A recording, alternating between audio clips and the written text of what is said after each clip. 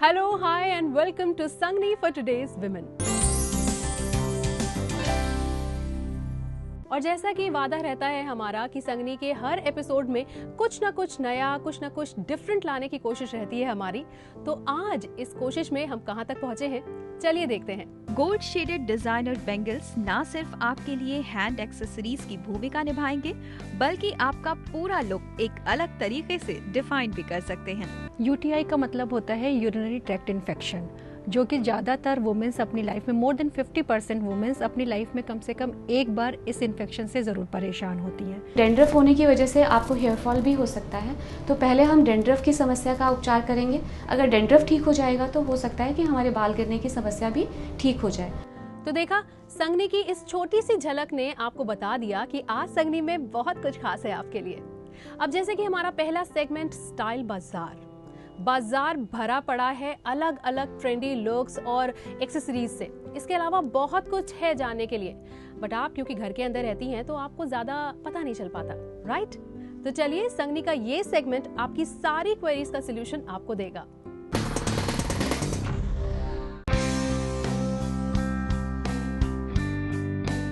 आपकी एक्सेसरीज का खास हिस्सा होती हैं आपकी ज्वेलरीज, जो आपकी खूबसूरती को एक नया आयाम देती हैं।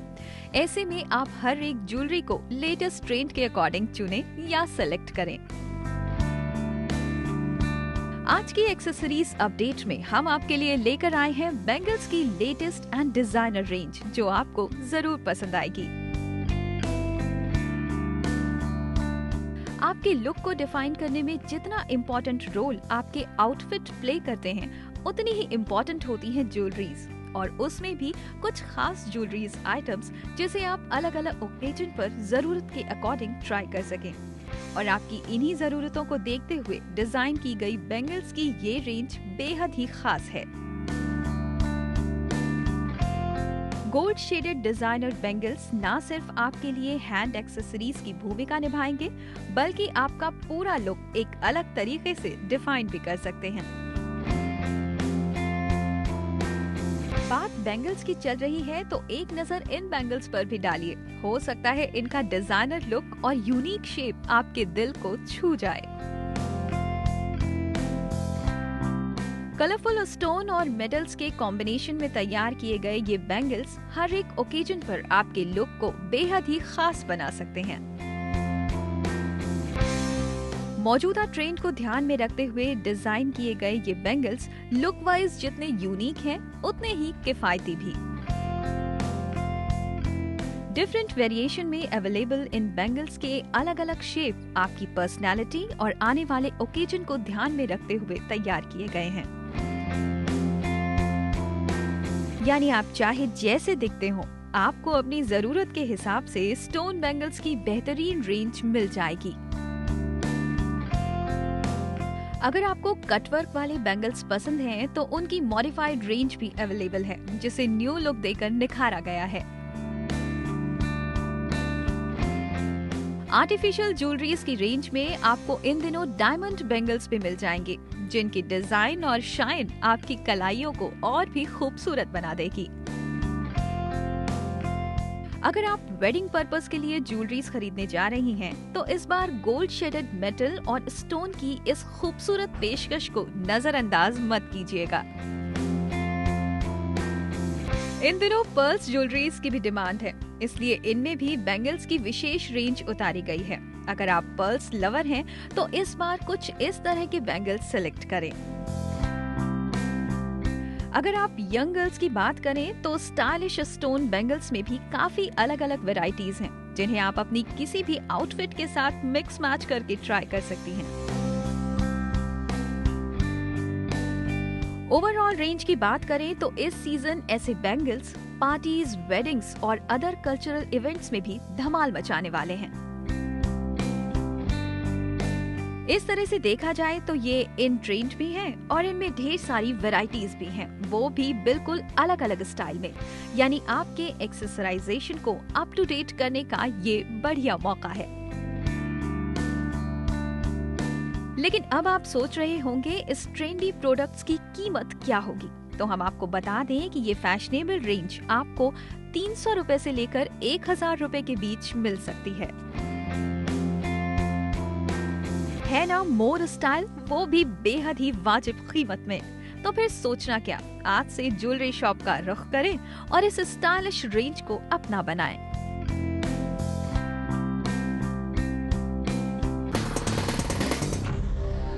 तो ये था आज का स्टाइल बाजार। कैसा लगा आपको जरूर से हमें बताइएगा sangni@etv.co.in पर। तो यहाँ पर एक ब्रेक लेने का टाइम हो गया है और याद रखिए ब्रेक के बाद आपको फौरन वापस आना है, क्योंकि अगले सेगमेंट में आपकी मुलाकात करवाएंगे हम डॉक्टर से। कुछ प्रॉब्लम्स हैं आपकी जिनका सोल्यूशन आपको कहीं नहीं मिलता। संगनी में उन सारी प्रॉब्लम्स का सोल्यूशन आपको मिलेगा। देखते रहिए संगनी फॉर टुडेज वुमेन। यूटीआई का मतलब होता है यूरिनरी ट्रैक्ट इन्फेक्शन, जो कि ज़्यादातर वुमेन्स अपनी लाइफ में, मोर देन 50% वुमेन्स अपनी लाइफ में कम से कम एक बार इस इन्फेक्शन से ज़रूर परेशान होती हैं।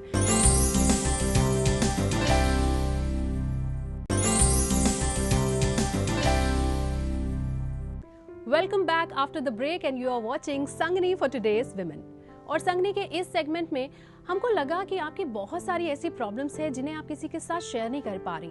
बहुत सारी ऐसी क्वेरीज हैं जिनका सोल्यूशन लेने में आप थोड़ा सा झिझक जाती हैं। कोई बात नहीं, उसके सोल्यूशन के लिए है ना हमारे साथ हमारी हेल्थ एक्सपर्ट, हमारी गायनी डॉक्टर अनीता सिंह, जो आज हमारे साथ स्टूडियो में मौजूद हैं। और आज एक बहुत ही कॉमन प्रॉब्लम के बारे में हम बात करने वाले हैं, जो कि है यूटीआई की। तो doctor, welcome to our studio. Thank you. आज हम बात करने वाले हैं यूटीआई इन्फेक्शन के बारे में। तो 99% लेडीज को एक्चुअली पता ही नहीं होता है कि उन्हें यूटीआई की प्रॉब्लम है। तो एक्चुअली ये प्रॉब्लम है क्या? यूटीआई का मतलब होता है यूरिनरी ट्रैक्ट इन्फेक्शन, जो कि ज़्यादातर वुमेन्स अपनी लाइफ में, मोर देन 50% वुमेन्स अपनी लाइफ में कम से कम एक बार इस इन्फेक्शन से ज़रूर परेशान होती हैं।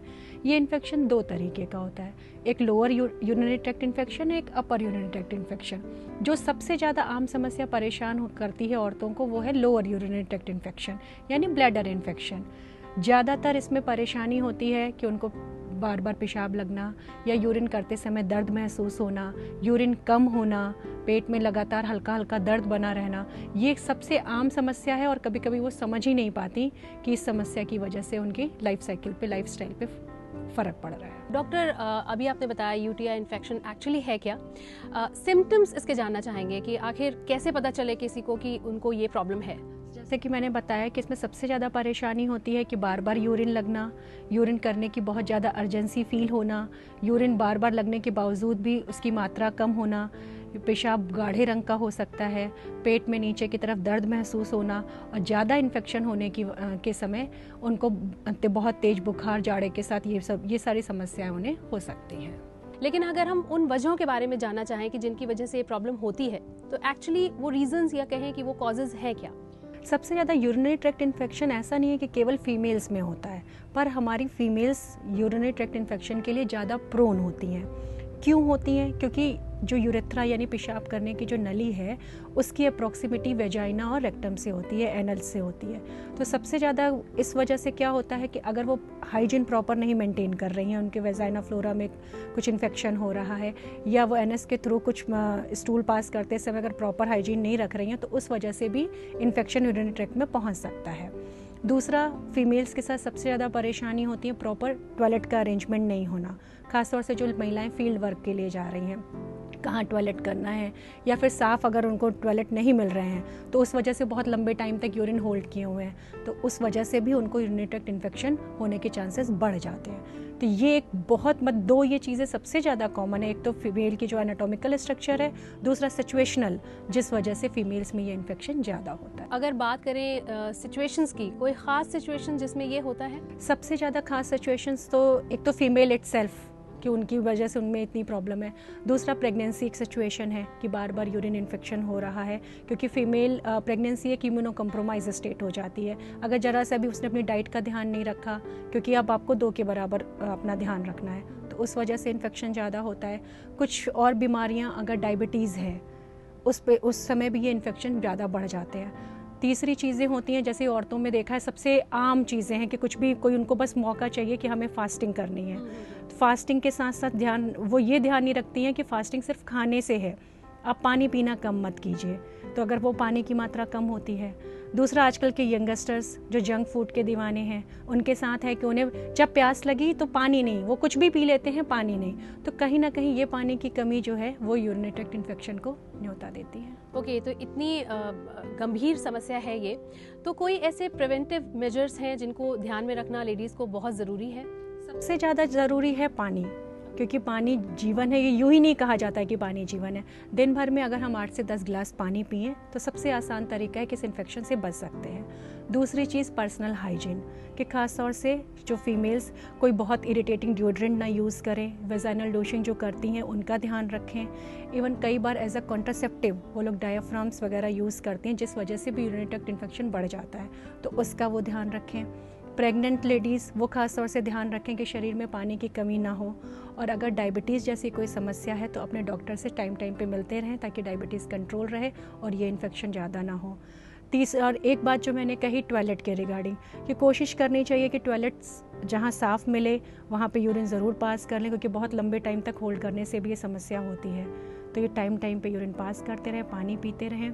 और एक प्रिकॉशन के लिए क्रैनबेरी जूस आते हैं, वो आप ले सकते हैं, आंवला का सेवन कर सकते हैं, नींबू पानी पी सकते हैं, तो इससे ये इन्फेक्शन से हम बच सकते हैं। ओके डॉक्टर, इतने सारे आपने प्रिवेंटिव मेजर्स बताए, लेकिन इन सब को फॉलो करने के बाद अगर ये प्रॉब्लम हो जाती है तो फिर ट्रीटमेंट क्या है इसका? सबसे आसान ट्रीटमेंट तो यूरिनरी ट्रैक्ट इन्फेक्शन बहुत कॉमनली ट्रीट करने वाली बीमारी है। आप अपने डॉक्टर से कंसल्ट करके एंटीबायोटिक्स ले सकते हैं, पर एंटीबायोटिक्स स्टार्ट करने से पहले मैं ये बात ज़रूर कहूँगी कि पानी 7-8-10 गिलास पीना है।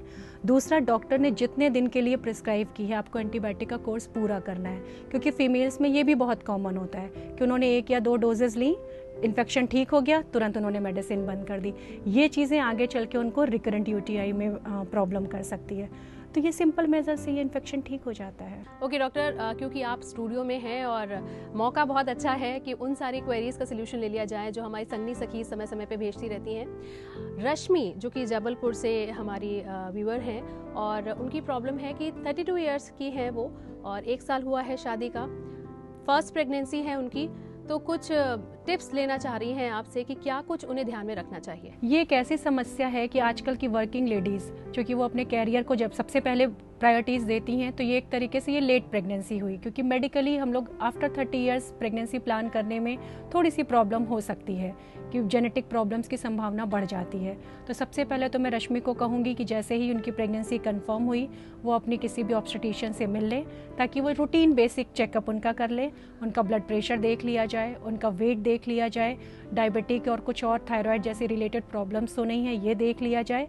और रश्मि को मैं एडवाइस दूंगी कि वो अपनी डाइट का साथ में एक्सरसाइज का बहुत अच्छे से ध्यान रखें, और फिर मुझे उम्मीद है कि कोई प्रॉब्लम नहीं आएगी। ओके डॉक्टर, एक और क्वेरी भी है हमारी, कानपुर से वीना ने हमको मेल किया और वो जानना चाह रही हैं, आई थिंक ये भी बहुत कॉमन प्रॉब्लम है। उनकी बेटी है 15 साल की, और उसको जो पीरियड शुरू होते हैं वो काफ़ी पेनफुल रहते हैं, तो उसके लिए कुछ सोल्यूशन चाह रही हैं आपसे।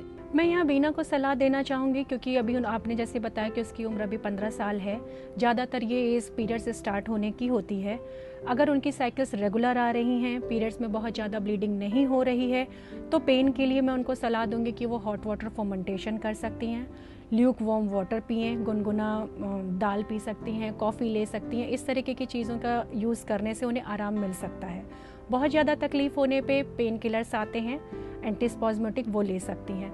अगर 2-3 साइकिल्स में लगता है कि नहीं आराम हो गया है, तो बहुत ज़्यादा परेशान होने की ज़रूरत नहीं है, क्योंकि विथ एज जैसे जैसे हार्मोनल मैच्योरिटी आती है इसमें आराम मिल जाता है। पर अगर लगता है कि पेन बर्दाश्त के बाहर है, बच्चे को ज़्यादा तकलीफ़ है, तो मेरी सलाह है कि एक बार किसी गायनेकोलॉजिस्ट से ज़रूर कंसल्ट कर लें। जैसे जैसे सॉल्यूशंस दिए हैं डॉक्टर ने, आई एम श्योर कि हमारी संगनी सखीज उसे फॉलो करेंगी। Thank you so much doctor कि आप आए और इतनी सीरियस प्रॉब्लम के इतने सॉल्यूशंस दिए आपने। Thank you so much. Thank you. तो ये तो थी डॉक्टर से आपकी मुलाकात, एंड आई एम श्योर कि आपको आपकी प्रॉब्लम्स का सलूशन मिल गया होगा। अगर आपको लगता है कि इसके अलावा और भी बहुत सारी प्रॉब्लम्स हैं तो फटाफट से हमें लिख भेजिए sangni@etv.co.in पर। तो यहाँ लीजिए एक छोटा सा ब्रेक, एंड ब्रेक के बाद फौरन से वापस आइए संगनी फॉर टुडेज विमेन में, क्योंकि हमने खूबसूरत बनाने की ठानी है आपको अगले सेगमेंट में। डेंड्रफ होने की वजह से आपको हेयर फॉल भी हो सकता है, तो पहले हम डेंड्रफ की समस्या का उपचार करेंगे। अगर डेंड्रफ ठीक हो जाएगा तो हो सकता है कि हमारे बाल गिरने की समस्या भी ठीक हो जाए।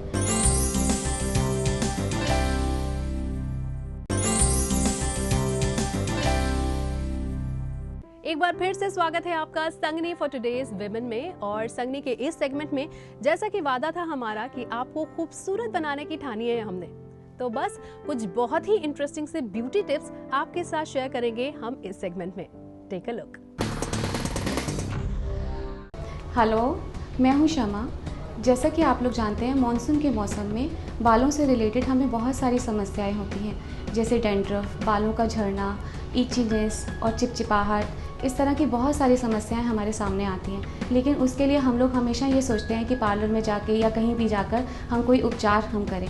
लेकिन मैं आपको आज बताने जा रही हूँ घर बैठे बैठे इन समस्याओं से आप कैसे निदान पा सकते हैं। जैसा कि मैं आपको बता रही थी कि इस मौसम में सबसे ज़्यादा डैंड्रफ की समस्या होती है।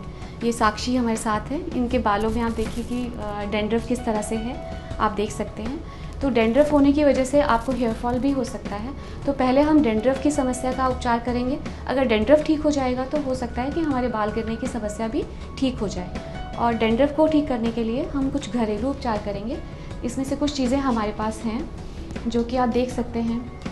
एग, नींबू का रस, मैश किया हुआ आपका बनाना, पपीता, दही और olive oil. Olive oil dandruff को ठीक करने के लिए बहुत अच्छा होता है। इस तरह की चीज़ें हम इस्तेमाल करेंगे जो आपके डैंड्रफ को कम करने में हेल्प करेंगी। प्लस साथ में हम इसके कुछ पैक्स ऐसे लगाएंगे जैसे रीठा, आंवला, शिकाकाई और मुल्तानी मिट्टी, जो आपके साथ ही साथ अगर जो हेयर फॉल हो रहा होगा उसको भी कम करने में ये हेल्प करेगा। तो हम इसको मिक्स करके एक पैक बनाएंगे। पैक हम बाद में बनाएंगे। पहले हम थोड़ा सा बालों को जो फ्रीजीनेस इनकी बहुत ज़्यादा है और जो एसिडिक रिएक्शन होते हैं बरसाती मौसम में, उसको कम करने के लिए हम अंडा और नींबू और साथ में ऑलिव ऑयल मिक्स करके इनको ऑयलिंग करेंगे। अगर आपके बाल बहुत ज़्यादा ऑयली हैं तो आप एग येल्क को अवॉइड करिए, और अगर आपके कॉम्बिनेशन हेयर हैं तो सब कुछ मिक्स करके इसको मसाज करिए। सबसे पहले ज़रूरी होता है अपने बालों के टेक्सचर को देखना कि हमारे बालों का टेक्सचर कैसा है। उसके अकॉर्डिंगली ही आप घरेलू उपचार भी करिए। ये नहीं कि कुछ भी प्रोडक्ट उठा के आप लगा लीजिए। अगर आपके बाल बहुत ज़्यादा फ्रीजी हैं तो उसमें आप ज़्यादा ये बनाना को ज़्यादा लीजिए, और पैक में इसको ज़्यादा लगाने से बालों का फ्रीजीनेस भी कम होगा और साथ ही साथ बालों में शाइन भी आएगी। अब हम इसको मिक्स करेंगे।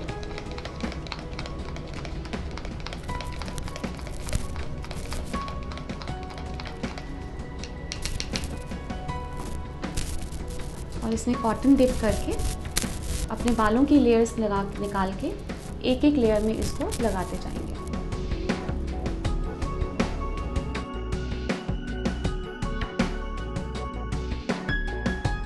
अब मैं इनको स्टीम देने जा रही हूँ, जिससे कि इनके जितने भी पोर्स हैं वो खुल जाएंगे, जितनी भी डर्ट है वो ख़त्म हो जाएगी, और कोई भी किसी भी तरह का इन्फेक्शन अगर बालों में होगा तो वो भी ठीक हो जाएगा।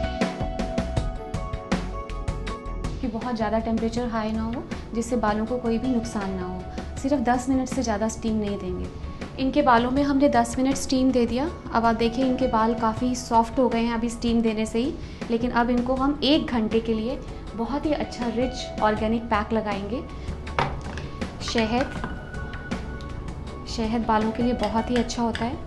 ये एक तरह से ऑर्गेनिक थेरेपी है जिसमें हम सब नेचुरल प्रोडक्ट्स इस्तेमाल कर रहे हैं, और आपके बाल उसके बाद देखिएगा बिल्कुल चमकते हुए हैं और बिल्कुल न्यूट्रिटिव, जिनको पूरी तरह से प्रोटीन डाइट अच्छे से मिलेगी, एकदम तरोताज़ा हो जाएंगे। उसके बाद इस बेस को थोड़ा सा ठहराने के लिए इसमें हम मुल्तानी मिट्टी मिलाएंगे। मुल्तानी मिट्टी बालों के अंदर पूरा अच्छे से एब्जॉर्ब हो जाएगी और ये पैक को लगाने में भी हेल्प करेगी। इसके साथ ही थोड़े से रीठा, आंवला, शिकाकाई, इसके बाद जो बचा हुआ अंडा है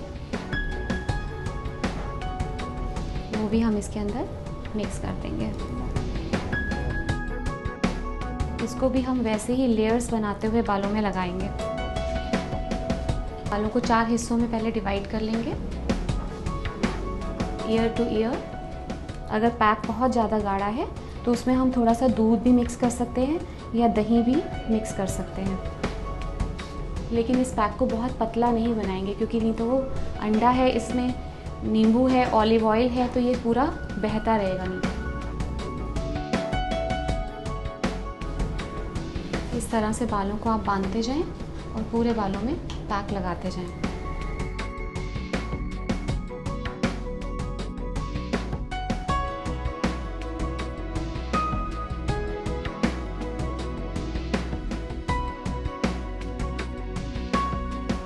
और इसके बाद आप इसको 1 घंटे के लिए छोड़ देंगे ताकि जितने भी हमने इंग्रेडिएंट्स इसमें मिलाए हैं वो आपके बालों में, आपके बालों की जड़ों में अच्छे से चले जाएं और आपकी जितनी भी समस्याएं हैं उनको ठीक करने में आपकी पूरी तरह से मदद करें।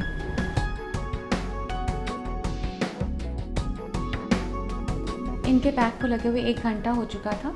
अब हमने इनका शैम्पू करवाया है, बहुत ही माइल्ड शैम्पू यूज़ किया है ताकि इनके बालों में कोई नुकसान ना पहुँचे, क्योंकि बहुत डेंड्रफ और हेयर फॉल का प्रॉब्लम था।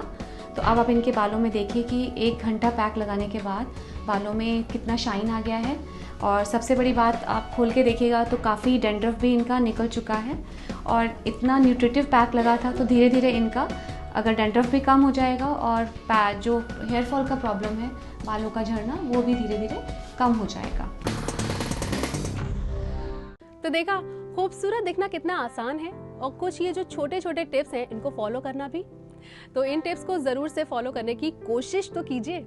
एंड अभी एक ब्रेक लीजिए और ब्रेक पे जाने से पहले बस अपने सजेशंस हमें लिख भेजिए sangni@etv.co.in पर। संगनी के अगले एपिसोड में भी कुछ तैयार करके लाना है आपके लिए।